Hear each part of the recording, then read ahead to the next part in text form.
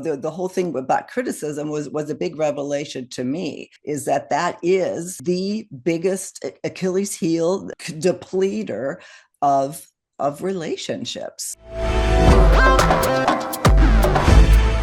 Thank you so much for joining us today on Second Act TV. I'm so happy to welcome back Dr. Warren Farrell, the relationship expert and author of Why Men Are the Way They Are, your first huge big seller on the New York Times list, and Role Mate to Soulmate, the 7 Secrets of Lifelong Love, which is our topic for today. Warren, thank you so much for being here again. It's a pleasure to be back with you.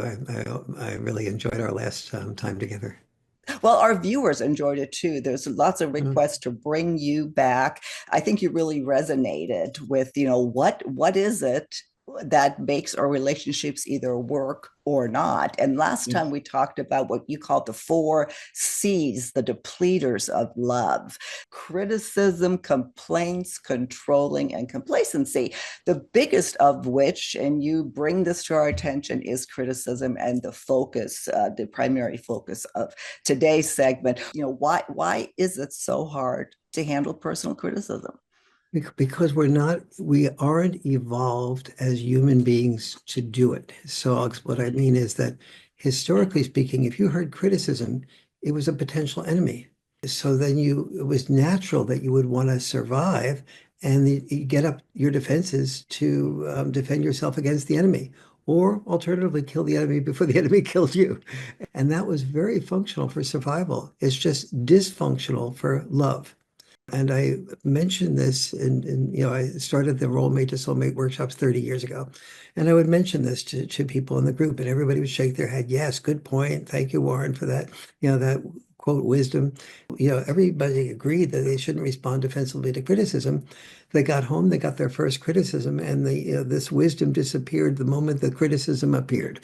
And so it was like, I started to say, all right, I have to figure out a way that this actually can be done in practice with these couples, and or with reading the book, or watching the online video. I then said, all right, if it's natural to respond defensively, I have to do something that is biologically unnatural.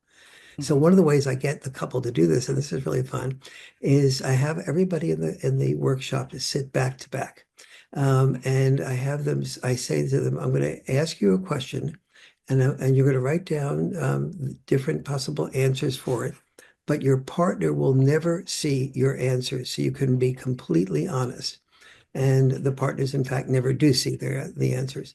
And so the question is, if you were your partner were about to be killed, let's say in a drowned or be in a car accident, and you knew with 100% certainty that they would be killed, but you also knew with 100% certainty that you could save their life. However, you would have about a 50% chance of dying yourself. Then I said, would you do it? Yes, no, uncertain. And the only caveat is take away consideration of children. Make believe you don't have children, so you don't have to worry about that aspect of it. About 90% of the men say that they would be willing to take that 50% risk of dying in order for the 100% opportunity to save their partner's lives. About 80% of the women say they would be willing to do this. Now, understand how powerful this is, because some of the people in the workshop, maybe a third or a quarter, are thinking about getting divorced, or have, some of them have even filed for divorce. So for this percentage of people to say that they would be willing to do that when they know their partner will never see the answer to that question is pretty amazing. So then after we do that, the first thing they say is, if I'm willing to die for you, well, maybe I can listen to you. What? Okay, so there's everything you just said is, just tremendously interesting. I mean, I really, really feel that. What also came up for me, though, is how, and this is a question I find, I really want to know this: how receptive are men to doing this? Is it the woman that's more receptive with this kind of therapy, or do men go along with this willingly? Men, first of all, men do not come to the workshop willingly. Okay. And so I do some stuff at the very beginning of the workshop to relax the men because they're usually the more reluctant partner to come. However, when I work with the men often say to me, I have vowed, especially if they're older men, I Mhm. have vowed based on my past relationships that every time that I say something to my wife or my former wife, she has responded negatively. She's withdrawn sexually. She's withdrawn emotionally. And I have promised myself I will just keep my feelings to myself. Hmm. And what that's often ended up with is the man drinking, the man finding some reason to come home late, the man having an affair, that type of thing. So the men feel they're walking on eggshells all the time. But usually, after a while, they don't even feel like they're walking on eggshells anymore. They just know that they're going to keep their mouth shut because it doesn't do any good to open it up. And what's happening for women there is that women, in a sense, who are criticized do not feel protected. And there's a deep part of women that want to be protected by men, and you don't feel protected by being criticized. Mhm. Conversely, women usually tell me that they feel like they spend a lot of their life walking on eggshells or talking to, that is, trying to wait for the right moment, the right time to bring something up, say it in a really gentle way that that their husband can hear or their boyfriend can hear. And that feels really stifling. And they see this part of themselves when they get together with other women, and they oftentimes find themselves very critical of their husbands. Whereas when men get together with other men, criticism of your wife is not allowed for more than about a minute. When men do any criticism of the woman in their life, other men will listen for about a minute, and then they'll sort of like, I lose respect for men the man who's listening is saying for themselves, I lose respect for men who complain. Get off of it, get on with it, or tell me what you're doing wrong. And so men are very intolerant of criticizing their wife for more than that first minute or two. Whereas women sort of really have a chance with other women friends. The ethic among women Mhm. is when Silky says she's having problems with her husband, my job is to do two things, says a woman friend of Silky's. Number one is to listen and give her space. And number two is to share maybe a story that I have that shows Silky that I identify with her, that I had the same type of experience with my husband or my former woman friend. Mhm. And so that is the support group that women can get that allows them to oftentimes not have to do the drinking and the drugs or the Yeah. disconnecting, but at the same time to be heard.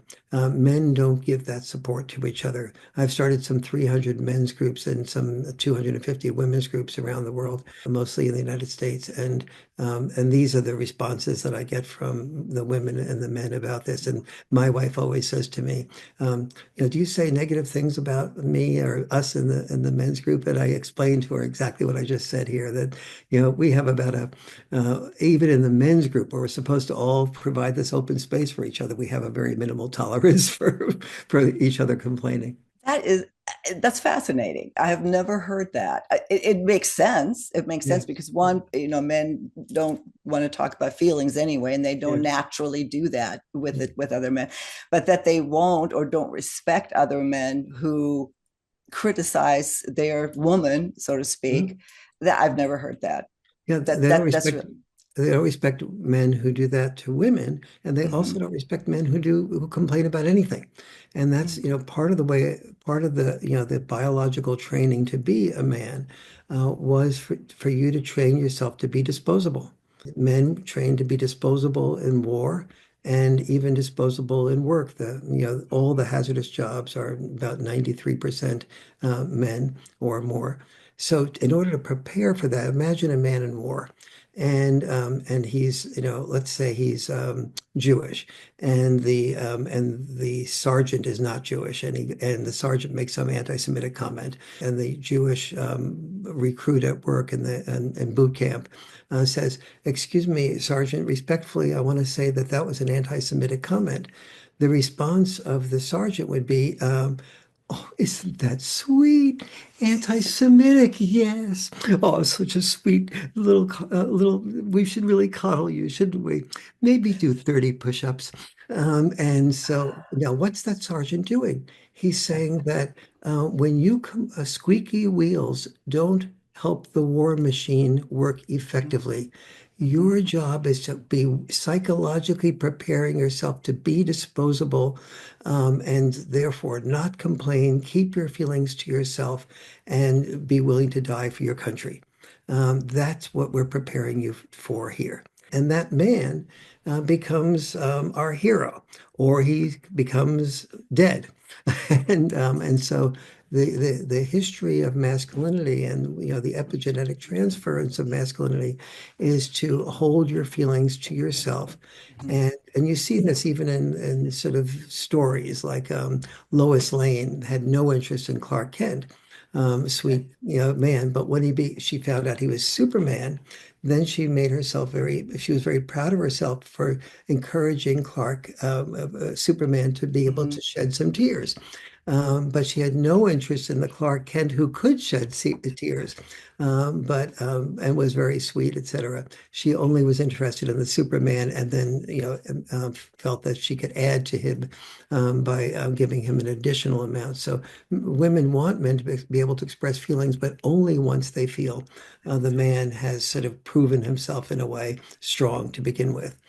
So this becomes the male-female complexity of it. However, having said all that, Mhm. gay couples that attend the workshop have exactly the same problems hearing their partner's criticisms as Mhm. straight couples do. Both men and women have, for different reasons and overlapping reasons, almost a complete inability to hear personal criticism without becoming defensive. Well, I'm just going to say I know, like I said, we talked about the four C's, but to Mm, make this as simple as possible, which I always try to do here, the first two, criticism and complaints. mhm. uh, if people just get that in their head, that one, it's handled differently by men and women, and two, yeah, it will destroy relationships that we never think about in the Well, way that you're. a slight correction there. Okay. It's handled the same by men and women, but for maybe some different reasons. Okay. So both men and women and gay couples both have the same response to the criticism, which is to become defensive. Defensive. And it therefore does not make it worthwhile for the other person to do the sharing of the concern without walking on eggshells first. Or in men's case, just withdrawing from the whole process and making believe everything is right while they drink themselves to death or Yeah. something like that. So the big difference, maybe, that I had stuck in my head was about complaints. That men don't complain and women do. I mean, to the extremes are not complain at all, and women go on and on and on and on. And if we realize that, that is one thing that not only can we address that in a relationship, existing relationship, but maybe starting one, because a lot of our viewers are in that position to where they're looking for love and don't want to make the same mistakes. Absolutely. Yeah. So the two things there. Usually the first 4 or 5 months of the relationship have the love drug. Yeah. The person, anything you say is all right. If you say that, I can hear you, no problem. And then as the love drug begins to wear off, the vulnerability that each person feels when they're criticized by their partner, Mm-hmm. it becomes more and more apparent. And Yeah. so usually I encourage people not to attend the workshops until they're sort of 3 or 4 months at least into a relationship. And some issues have come up where they've found each other responding defensively so that they don't say to themselves, well, I'm an exception to the rule because, she and I or he and I are really getting along terrifically, that type of thing. And so I like people to face their realities and have that life experience. So let's say a criticism comes up. And once you've had the experience of knowing that you could be heard, you can then visualize that I can either respond to my partner's criticism now quickly or hold my response until caring and sharing time, and both of us will be heard rather than Well, hurt. yeah. Well, a big lesson right there is don't, how to respond. How do I respond to criticism? That's one Yes. thing that everybody that's listening can really can think about. And the caring and sharing, incidentally, to our viewers, is it's a very involved practice. And I so encourage you to pick up the book, as well as you have an audio that goes with it that really helps. I mean, it's a Yeah. self-help therapy, at-home therapy, Yeah. right?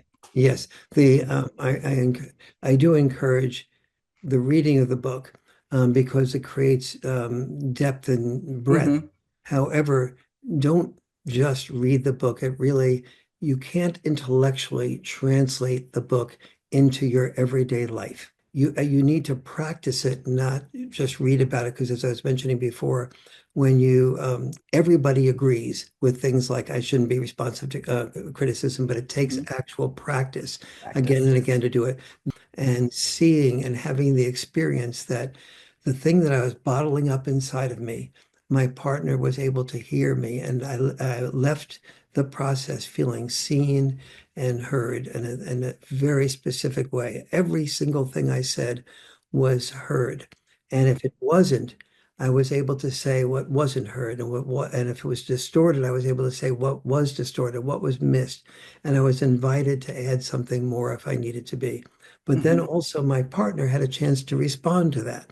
And so it's not just hearing your partner, it's Mm-hmm. also then reversing the process and you providing a safe environment for your partners to give or share his or her story. Yeah, a lot to take in there. Again, I would urge everybody to read the book because it's super. If nothing else, it's super interesting in how we work. The whole thing about Yeah, criticism was a big revelation to me.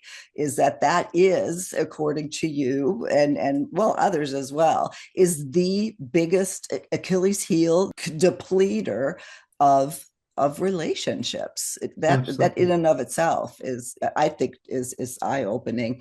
Warren, let me ask you about one other aspect that you mentioned at the top of the show that we're going to talk about, and that is Mhm. appreciation. We all want appreciation, yet it's so difficult to get and, quite frankly, to receive. Talk to me about appreciating your partner. First of all, you're absolutely right. This is before you're able to go into hearing your partner criticize you, it really doesn't, you don't have much incentive to do that unless you feel Mm-hmm. appreciated by your partner. So you have to sort of do what I call filling the reservoir of love Mm-hmm. first. And most people agree that, yeah, I love being appreciated. However, usually our partner, the things that they appreciate about us, they just sort of take for granted about us. And so they don't often articulate that appreciation. And when they do, it's often very general. Like, you're really a wonderful wife, or you're a great husband, or, Mm-hmm. something along those lines. And we appreciate that. But it's not very oftentimes the specificity is much Yeah. more appreciated. So let's say, we're at your husband or your wife has just been at dinner with a family. And you say to the person that cooked the dinner, my husband or my wife is a really good cook.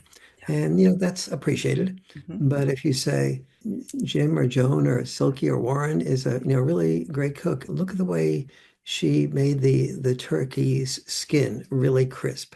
Now the person's beginning to see, well, I'm not just being complimented as a great cook, but you really saw some of the things that were different that made me a good cook. And then how did you get the turkey so crisp, but also the dressing so moist? And it must be very hard to have moist dressing, but a crisp skin. And Mm-hmm. so now two things are happening here.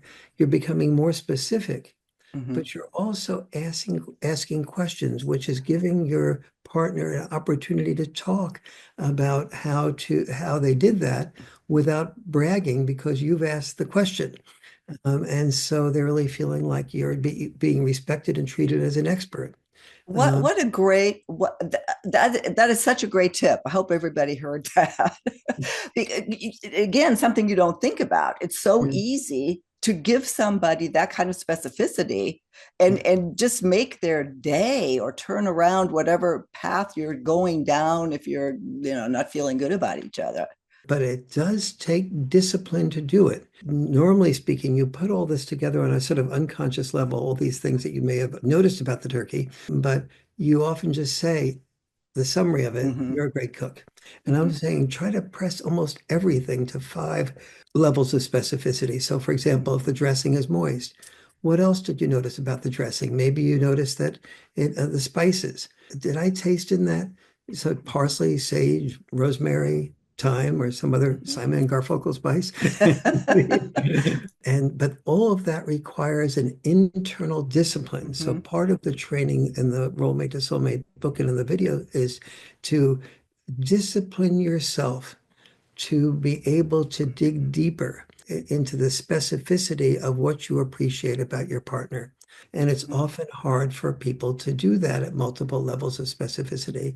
Well, Warren, I mean, we can talk about this forever. It's this book is filled with methods like this, the sharing and caring method, to help you with your relationship, to help you either heal or just prepare for a good relationship, which Yeah. again, so many of us listening today are. I will link to all of your information, to all of your books. I would encourage our men, especially, Google Warren. He has done so much for the men's movement. It's just amazing, and you bring such a great perspective to all of our discussions, Warren. Which is from both sides. You truly believe that if one sex wins, both sexes lose. Yes, I really do believe that if only one sex wins, both sexes lose. That only is important because we want both sexes to win. Well, please check all of the links in the show notes below.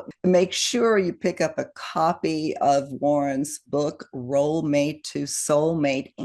And if you want to participate in one of his many workshops, go to the website again in the link below, find out what's coming up, and work with Warren directly. So thank you again. I so appreciate all of your time and your wisdom. And I Mm. look forward to another conversation soon on Second Act TV. I look very forward to it too. You're a lovely human being. You ask wonderful questions and you listen so well. And so it's a pleasure to be with you. Thank you. I appreciate it. See you soon.